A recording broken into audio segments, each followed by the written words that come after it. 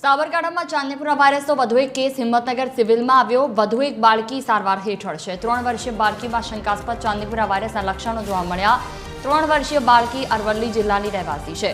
શંકાસ્પદ ચાંદીપુરાના લક્ષણો જોતા સેમ્પલ લેબમાં મોકલવામાં આવ્યું। પીડિયાટ્રિક વિભાગમાં 2 બાળકીઓ છે વેન્ટિલેટર પર। અત્યાર સુધીમાં શંકાસ્પદ 9 કેસ નોંધાયા છે। 9માંથી 5 લોકોના મોત થઈ ગયા। 2 લોકો સારવાર હેઠળ છે તો 2ની તબિયત હાલ સ્થિર છે। વધુ માહિતી સાથે સંવાદદાતા સમીર બલોચ અરવલ્લીથી જોડાયા છે અમારી સાથે। જી સમીર, વધુ એક કેસ આવ્યો છે ચાંદીપુરા વાયરસ, તો શું વધુ વિગતો, ક્યારે આ સામે આવ્યો?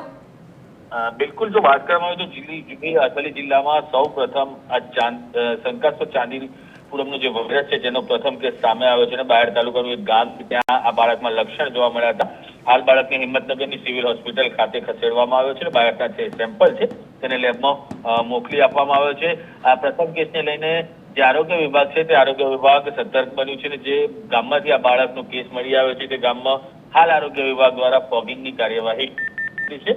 અત્યાર સુધી આ જે કેસ છે ચાંદીપુરમ વાયરસને લઈને હિંમતનગરમાં 5 થી વધુ બાળકોના મોત નીપજ્યા છે। કુલ 11 થી વધુ કેસો સામે આવ્યા છે અને હાલ 2 બાળકો છે તે વેન્ટિલેટર ઉપર છે। જોઈ બિલકુલ, તમામ જાણકારી બદલ આભાર સમીર।